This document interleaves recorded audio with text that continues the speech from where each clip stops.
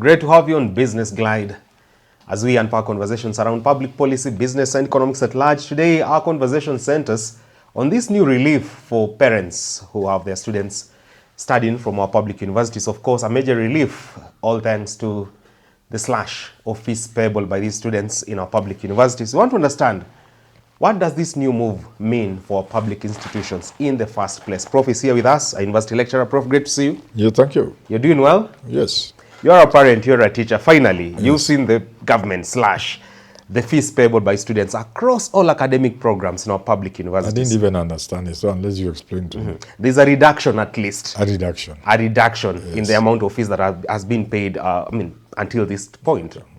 And some would say we are at a time whereby Kenya should actually be doing free public university education, not even payable to some certain limits. People are saying boomers, where I belong. We are the most selfish people. We are gatekeepers. We are the one introducing restrictions. We are the ones overseeing payment of fees. We got it free. There's a lot of truth in that. There is? There are people of my age got everything free. Got free university education, free meals, free, everything was free. Now, instead of allowing others to enjoy the same, we are the ones now overseeing the punishment of having to squeeze through university. So, honestly, in all fairness, you cannot charge university fees in a country like Kenya. It's not possible. And can the government sustain this new thing that you want to be onboarded? Which free? Having a country whereby public university education is free? Yeah, of course. There's more money than we need for free university education. You see, we did not stop giving free university education because there was a problem of money. It's because we were told by IMF and World Bank, mbona mnapatia watu masomo ya bure, na tukasikia. There was never an issue. Government did not have an issue paying fees. Offering free university education. And up to this day, the government has no problem. The government of Kenya, the country called Kenya, can afford free quality university education for its children. And that's the way it should be. You cannot try anything else because it cannot work. If you look at the socioeconomic status of most parents in this country, they simply cannot afford university fees. So unless you want to say, okay, let education be very elitist, let only those Kenyans who can afford take their children to university, which again is okay. Some countries do that. But we cannot pretend to love the children of this country, pretend to love education and to know what education means, and charge poor Kenyans fees for their children. You see, by the time a student qualifies for university education, so long as our cutoff points are reasonable, that is a bright Kenyan student who must be supported to get education, not just for themselves or their parents, but for society. By the time you meet university admission, remember, out of 1 million or so students who sit for Form 4 exams, less than 10% or thereabout actually meet university admission. Let me paint the picture much easier. Sure. Out of like 1 million or so around those areas of students who do Form 4, just to give you an example, less than say 1,000 students get A in English.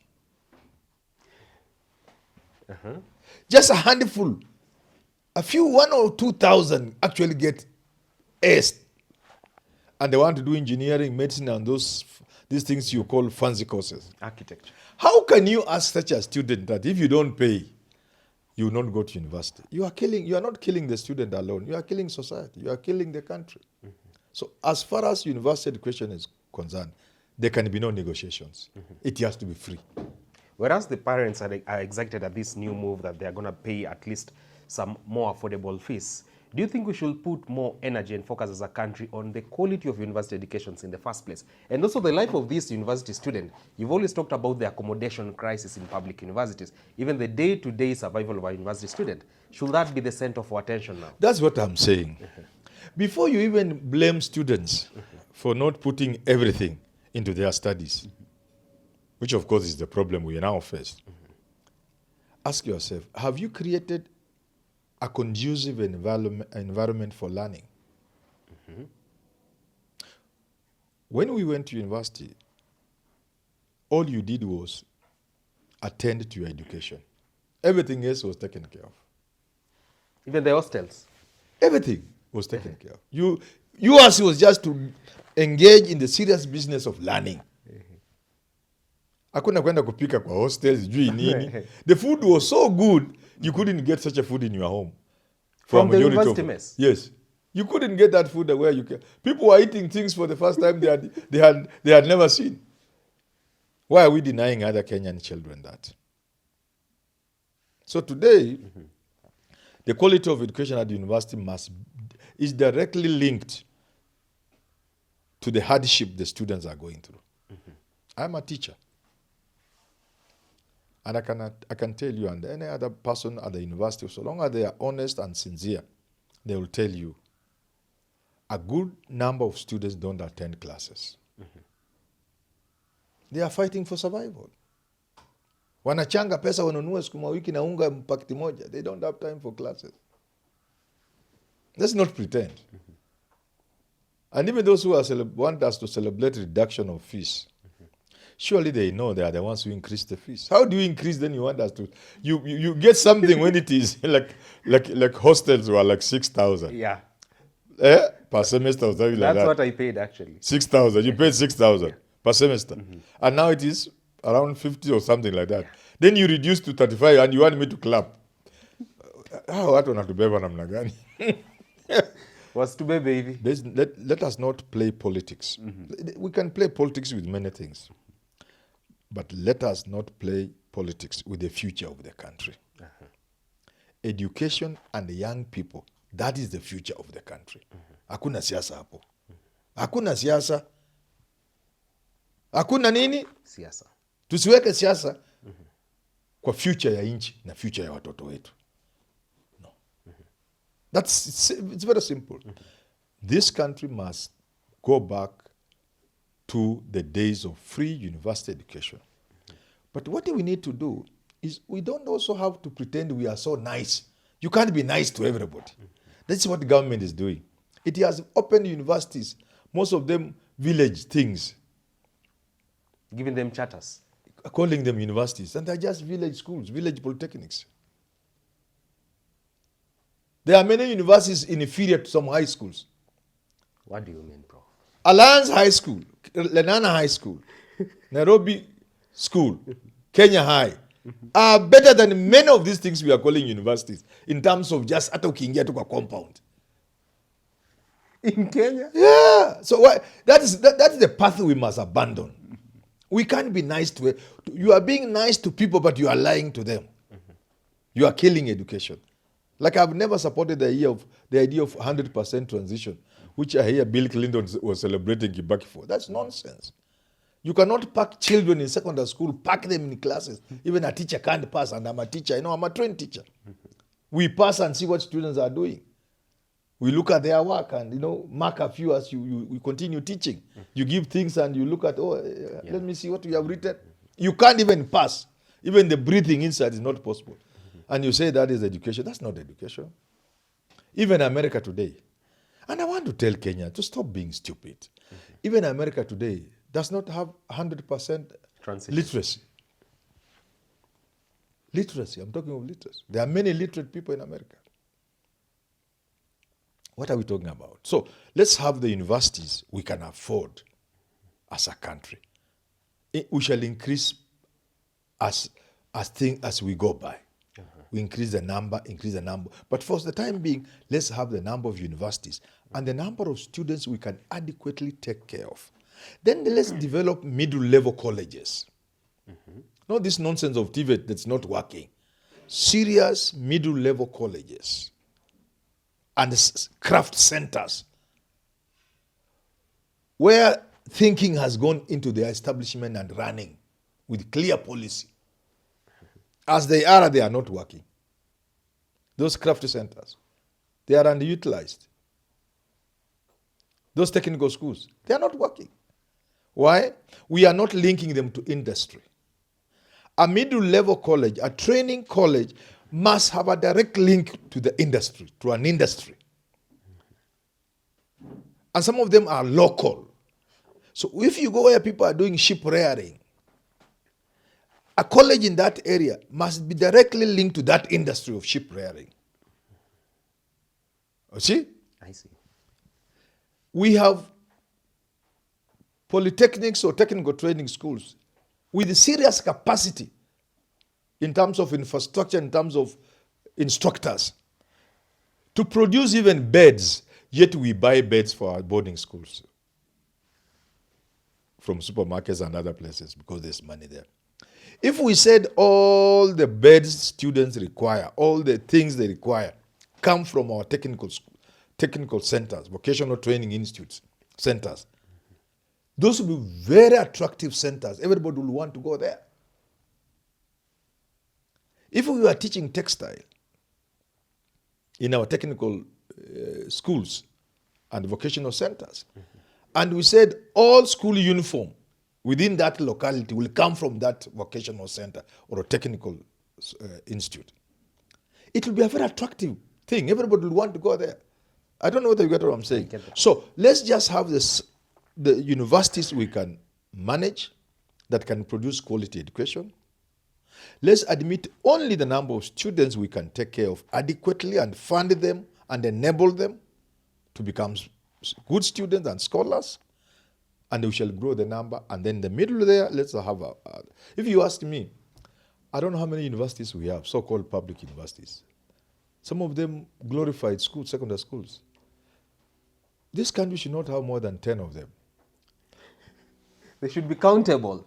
You see, when this country is funny. Hii nchi sangine iko na ukabila. When Moi introduced 2 or 3 more universities, people made a lot of noise. Ameharibu education, ameharibu, Moi hajasoma, kwa hivyo Moi hajafanya nini? Asoma, hajui maana ya kusoma, ameharibu, he has diluted university education, he has and they were not even 5. They are about 5, eh? Yeah. No sooner had Moi left than Kibaki just dished them one, and everybody kept quiet. Chat after chat. We must stop this kind of thing. So this country, when Moi left, there was University of Nairobi, there was KU, there was Moi, there was Maseno, and I think there was a third one. Was it Masinde Muliro or something? Egerton, no, Masinde Muliro was when Nani came, Kibaki. So it was Egerton. There were 5, yeah. UON, KU, Moi, Egerton, and Maseno. 5. Immediately after that, they became 7. I don't remember which one I was. 7. And then from there, I lost the count.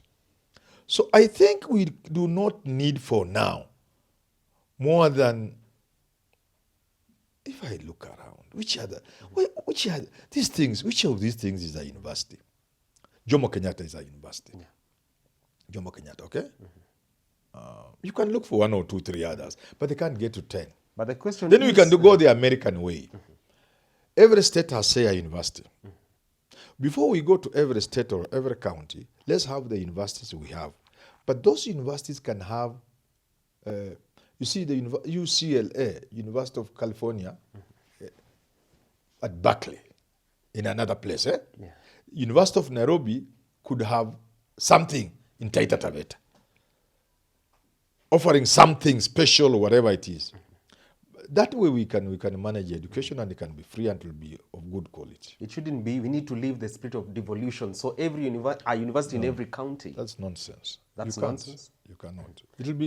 It'll just be what we have now. We have universities that are not universities, and I'm sorry to say it. In every respect, you can't teach university institutions. Even me, I will have a problem. They are not universities. You just look at them there. Even everything about even the people who are there. They are not universities. Maybe they were considering you to be their VC and you're talking this much about this. I'm not perhaps qualified, but that's not important. What is important is what I'm saying. I'm saying you cannot make a small school to become a university, or some polytechnic, some village, and turn it into a university. A university requires a lot of thinking. It's not just buildings, but even in buildings, universities have buildings that look like universities. If you come to the University of Nairobi and remove this stock exchange building that Magoha put up, the UN Tower. And then you remove perhaps the education, which was put quickly, education building. Look at the rest. They have a story to tell. Gandwing there. You can see the Islop building. You can see the other, Library. They look university. There's something university about them. They are not just like stock exchange. No. So a university also tells a story even through its architecture. It tells a story. It builds a tradition. It is known for something. You see? We got to a point where we are so much in a hurry to have universities that sometimes I was teaching and in the room I was just laughing. It was formerly a laboratory and I'm teaching some sort of communication or English. You can see Bunsen burner, where the Bunsen burner, that kind of thing, the taps for water. Look at such a resources being wasted. I'm not saying what I was teaching wasn't good, but we are wasting a lab. A while back, Prof, Yes. we saw university administrators, public university administrators express their concern over the scrapping of self-sponsored academic programs, which was their main source of cash then. Now they were heavily dependent on these fees payable by these public-sponsored students. Now also that has been slashed. The question is, how are they going to sustain themselves? That is what the administrators are having concern of. Yeah, people are saying the government is saying reduce fees. I've just heard this story in the past few hours. Reduce fees, yes. But is the university government going to do something extra? The fees goes down, but the university is not adding a capitation, not adding more money, not reducing this number of students. So government is playing populist. Government is facing an election in 2 years' time. So it is playing populist. So the school, university managers and administrators are wondering, how do you reduce fees and then leave us hanging there? What is it that government will now do after reducing fees? Because they had budgeted on the basis of these fees, which again is unreasonable because the fees was already too high. And in terms of self-sponsored students, nobody stopped them. The taps just dried. When Matiang'i came and all these funny certificates that were, let's say people are perhaps cheating in exam. There were too many students outside there with C+ and above. When Matiang'i closed the taps of cheating and everything, the number of people qualified became so few that the public universities will take all of them in the main program, government-sponsored program, leaving little or nothing for private universities and for private-sponsored programs in public universities. So nobody scrapped it. The students are simply not there. Unless we go back to the cheating, then we have more C+ and B- and what have you. Then private universities and public universities will get private-sponsored students. Well, there you have it from Prof. talking matters to do with the state of education, higher education in this country, and you've heard it from him. It remains to be seen whether our public university administrators and the government will heed to his advice. Time now for our fan of the week. It is none other than this university student from Catholic University of Eastern and Central Africa, Timothy Irungu. Kwea. Timothy Irungu, thank you very much for being part of this family. We value you. All right, thank you so much. Up next on your screen is the Business Glide African Proverb of the Day.